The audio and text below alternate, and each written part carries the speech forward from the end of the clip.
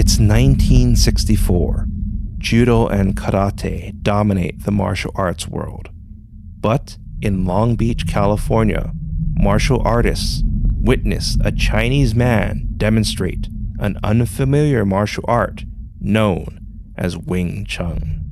The demonstrator did impressive physical feats, including 2-finger, one-handed push-ups. But he got an assistant, held his fist 1 inch from the assistant's chest, then punched the assistant, who fell back and over his chair. The demonstrator was Bruce Lee, and this is Legends from the Pacific.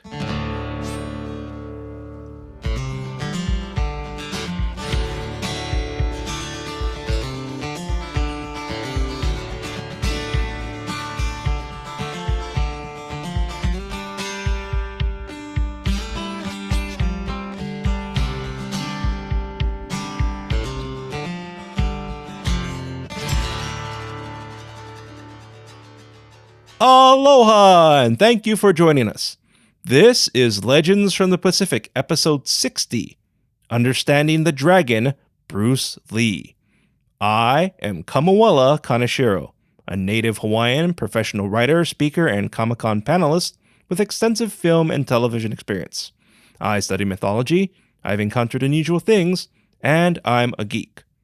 You can support us by getting 2 or 3 of your friends to listen to our show. This simple request goes a long way in helping us grow our show.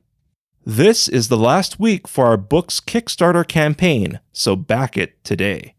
Later in this episode, your featured song, Hawaiian Word, and Was Bruce Lee Cursed? Keep listening to find out. I just wanted to mention, while incidents of racism is mentioned in this episode, it isn't meant as a pity party or blame game, but to bring awareness. So, Bruce Lee wraps up our historical focused episodes, which we normally do during May. In this episode, we're going to be trying to separate the myths from Bruce Lee's lore, including the falsities of the film Dragon, the Bruce Lee story. First off, the proper pronunciation of Kung Fu is Gung Fu, with a G instead of a K. I've studied the martial arts of fencing, Aikido, Tai Chi, and the various Shaolin Kung Fu styles of Wushu, Denmak, Hung Gar, and even Bruce Lee's Jeet Kune Do. I'm also part Chinese, which is one of my mixed ethnicities that reflect the cultures that immigrated to Hawaii.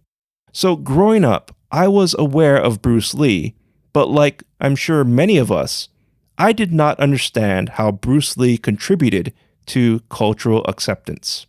Bruce's mother was an Asian of European descent. His father was a famous Chinese film actor and opera singer who was performing in San Francisco's Chinatown district when Bruce was born. Bruce Lee was born in 1940 during the year and hour of the dragon. That being said, his family referred to him by a female name that translated to Little Phoenix to protect him from evil spirits targeting males. When Bruce was a few months old, his family returned to Hong Kong. Possibly the earliest account of him being called Dragon was from his stage name, Little Dragon. Thanks to his father, Bruce Lee was a successful child actor. Bruce's family was well off. He had 2 brothers and 2 sisters, which surprises most people who believed he was an only child from an impoverished family. Bruce always got into fights, so it was decided he'd take the Shaolin Kung Fu style of Wing Chun. Bruce was taught by the Grand Master Yip Man, that's Y-I-P Man, though he's sometimes referred to as Ip Man without the Y. Conflicting accounts makes it difficult to understand if Bruce was an exceptional student or just average. But Bruce found difficulty training because his mother was from Europe. You see, Chinese only taught pure Chinese from China. So it is believed fellow students refused to partner with Bruce, so Yip Man would commonly train with Bruce. This issue of race would challenge Bruce throughout his life. Now, Chinese martial arts schools considered their discipline the best, so rivals formed among the schools. Bruce became a skilled martial artist as well as an award-winning cha-cha dancer. Bet you didn't know that. When he was around 18 years old, the fighting became so bad, his parents decided to send him to live with relatives in California. But Bruce didn't know how bad racism against Chinese was in America. Okay, let's examine the 1958 America Bruce is facing. Japanese still remember living in concentration camps, which were called relocation camps. Back in the 1800s, boatloads of Chinese immigrants were being shipped in to finish America's railroad. This upset Irish workers who'd commonly fight Chinese. The lucky Chinese who worked the railroad were paid a measly amount. They were lucky because there's reports it was cheaper to kill Chinese workers instead of paying them. Aside from this, Chinese workers, especially Chinese men, were given the stereotype of being submissive and emasculated. Once the railroad was completed, America tried getting rid of the Chinese immigrants by enacting the 1882 Chinese Exclusion Act, which was the first, and as of this recording, the only law to prevent all members of a specific ethnicity or national group from immigrating into the United States. The Chinese Exclusion Act was repealed in 1943. 15 years later, Bruce Lee arrived in California. Bruce struggled making a living, then moved to Seattle, where he studied philosophy at the University of Washington, but did not graduate. Bruce discovered many were unaware of Wing Chun. They were only familiar with judo or karate. This could be because it was forbidden to teach Chinese martial arts to non-Chinese, but Bruce would teach anyone willing to learn, and he found a way to earn a living. It should be noted, many martial arts practitioners don't consider Bruce a master, since he left Hong Kong before completing his training, and while Bruce might have practiced daily, he had less than 10 years of studying his craft. What Bruce leaned into was the speed and physicality of youth. Through teaching Wing Chun, Bruce met Linda, who was a student of his, and they got married. Linda faced harsh criticism from her family, since at the time a lot of America disapproved of interracial marriages. Bruce attended the inaugural 1964 Long Beach International Karate Championship, which was stated in our opening story. Shortly after this, Bruce was brought in for a screen test in Hollywood, where he impressed producers with moves so fast the camera barely picked them up. Hollywood wanted to display Bruce's abilities, and the producers of the Adam West Batman TV show wanted to make a spin-off series, The Green Hornet. So, they offered Bruce the role of Kato, the Green Hornet's chauffeur and sidekick.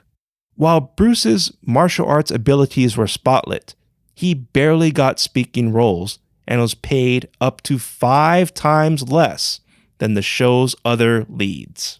But Bruce was one of the first cases where a Chinese man played a Chinese role. You see, it was common for Hollywood to cast Caucasians to play Asian parts, particularly Chinese. Can you imagine John Wayne playing Genghis Khan? Well, that happened in the 1956 film The Conqueror. As an aside, there's an amusing Green Hornet story. There was build-up for a Batman and Green Hornet crossover episode. Kato was going to fight Robin, but Robin was going to win. The actor playing Robin, Burt Ward, who was a friend of Bruce, refused to do the scene because Burt knew there was no way Robin could beat Kato. Burt dreaded doing the scene, and the powers that be decided the fight would end in a draw. But no one told Bert. On the day of shooting, Bruce acted like he was enraged Robin was going to beat him. Action was called. Bruce went towards Bert, and Bert ran away saying it was only a TV show. Bruce chased Bert till the martial artist started laughing and he couldn't keep a straight face. But the Green Hornet was canceled. Bruce got small roles, worked as a stunt coordinator, and continued teaching, but never played the stereotypical demeaning Chinese roles. Okay, now this is possibly one of the most mysterious parts of Bruce Lee's life, which many feel was one of the greatest martial arts fights in history. Around this time, San Francisco was a mecca for martial arts, and Bruce Lee had a school in the area. It's unclear if Bruce was challenged or he declared an ultimatum, but he fought against martial artist Wong Jackman. Records claim Wong Jackman wanted the fight to be public, but Bruce requested it be private. So they fought with only a few people for witnesses. The result is unclear. Bruce's wife, Linda, claimed Bruce won in 5 minutes. But there's more evidence stating the fight ended in a draw. And unlike the film Dragon, the Bruce Lee story, Wong Jackman did not break Bruce Lee's back. After the fight, Bruce admitted his Wing Chun fighting style was not practical, studied various fighting techniques, and developed Jeet Kune Do, or the way of the intercepting fists. So, how did Bruce Lee break his back? Well, it wasn't really a break, but more of an accidental self-inflicted injury from improper weightlifting. Doctors did state he'd never do martial arts or kick again, and if he did walk, it would probably be with a limp. But Bruce recovered and fine-tuned his style of Jeet Kune Do. Bruce stressed that Jeet Kune Do was a formless and simplistic style of fighting and felt film and TV was the medium to spread his martial art and philosophy. Bruce met with Warner Brothers for a project that combined his philosophy and martial arts, but the studio passed on casting him in the lead role because they felt audiences would have a difficult time with his accent, and America was not ready for a Chinese man in a lead role. The studio hired David Carradine, a Caucasian, to play the Chinese lead, and the series was Kung Fu. That's with a K instead of a G. So yeah, they went back to casting a Caucasian to play a Chinese character.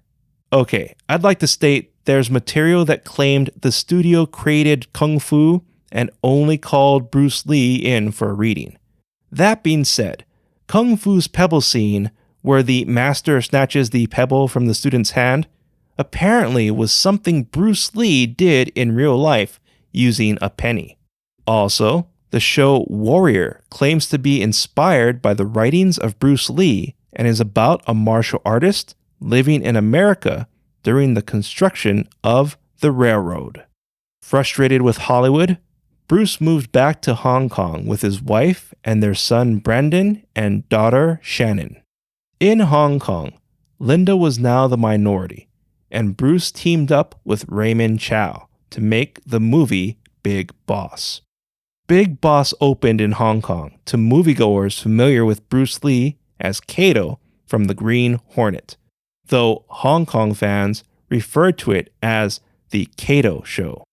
The Big Boss was a huge success, but Hong Kong's fame and attention affected the privacy of Bruce and his family.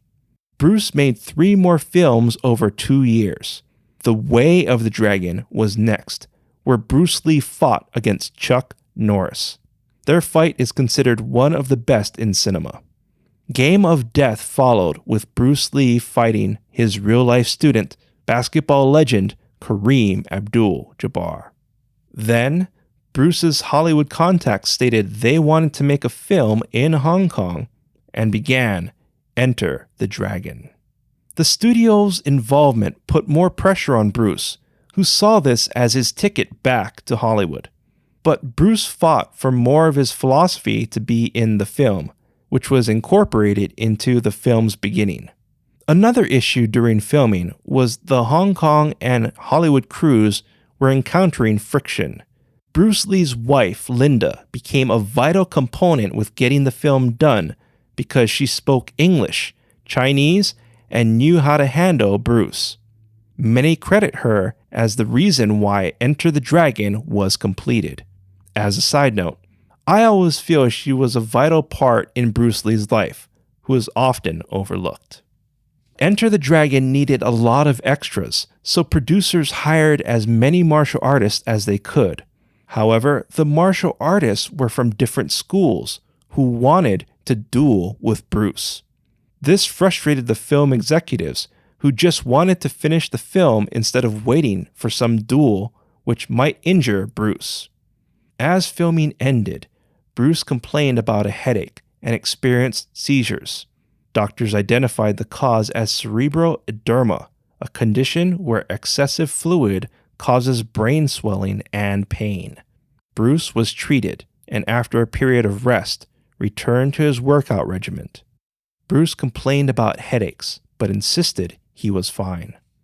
A couple of months later, he met with Raymond Chow about their next movie and acted out some action sequences in the hot summer day. Bruce then went to the apartment of a Taiwanese actress who later confirmed she was his mistress. Bruce had a headache and she gave him some Equigensic, which is a combination of aspirin and a mild tranquilizer. Bruce went to sleep and died. He was 32 years old. Equigensic is discontinued, but generic versions are still around. Mystery still surrounds his death because many could not understand how someone as healthy as Bruce Lee could suddenly die. At the time of his death, there were initial speculations that he died from a drug overdose, because while Bruce did not drink, he did indulge in marijuana and hashish. But these were not factors in Bruce Lee's death, which an autopsy revealed was caused by an allergic reaction to the Equigensic. However, modern doctors speculated another detail might have contributed to Bruce's death. You see, Bruce surgically removed his sweat glands. This wasn't for medical issues, but purely for cosmetic reasons. Sweat glands prevent our bodies from overheating, so it's theorized he overheated while demonstrating the fight sequence with Raymond Chow. That led to hypertension and heat exertion, which contributed to his death. The people of Hong Kong came out in droves for Bruce Lee's funeral, which is one of the reasons why his wife Linda decided for Bruce to be buried in Seattle, because it was one of the places he found peace. Within a year after Bruce Lee's death, Enter the Dragon premiered in LA. The film was a success. America accepted a movie starring a Chinese lead, and Bruce Lee became a household name. Bruce Lee's son, Brandon Lee, followed in his father's footsteps to become an actor, like Bruce Lee did with his father before him. But Brandon died at 28 from a firearms accident during his debut movie, The Crow. This caused very strict safety measures to be implemented within the film industry. Brendan was laid to rest in his mother's plot beside his father Bruce at Seattle's Lakeview Cemetery. Both grave sites remain popular spots for fans. Today, martial arts owe a lot to Bruce Lee for elevating the sport in America. Various athletes and mixed martial artists credit Bruce Lee for mixing styles and forms. Martial arts actors like Jackie Chan, Stephen Chow, and others who worked with Bruce Lee as stunt doubles would not be where they are today if it wasn't for Bruce. The TV series Warrior, which was inspired by the writings of Bruce Lee, had 2 seasons on Cinemax.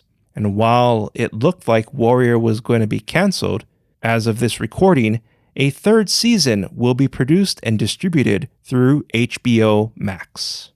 People like myself continue learning Bruce Lee's Jeet Kune Do. Fans of the anime series Cowboy Bebop may know that Spike's martial art is Jeet Kune Do. I recommend taking a look at Bruce Lee's book, The Tao of Jeet Kune Do. An affiliate link can be found on our website at legendsfromthepacific.com. Speaking of books, Bruce Lee had a library of over 20,000 books, and he read all of them. An amazing feat, since most people maybe read one book a year. But things might have been different if he had Netflix. On the subject of Netflix, Bruce Lee's Wing Chun teacher, Grandmaster Yip Man, has become a popular character that's seen in many films and TV shows. While Bruce Lee increased cultural acceptance of Chinese in film roles, unequal pay for Asians is sadly something we still see today, when actor Daniel Dae Kim attempted to lessen the pay gap between him and his Caucasian co-stars. I worked with Daniel Dae Kim on Lost. He's a cool guy. Several years ago, we saw each other in Kaimaki and briefly caught up. So, was there a curse that killed Bruce Lee and his son? I feel we'd like to believe there needs to be something to explain the shock of losing someone like Bruce Lee and his son at such a young age, even though they were tragedies of accidents. Bruce Lee used martial arts in movies to further his philosophy and share the beauty of Chinese culture.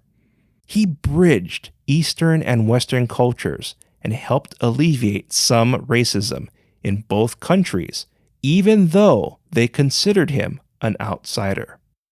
It is said he urged others not to accept the stereotypes others cast upon you, but find out what's worthwhile about yourself and express it.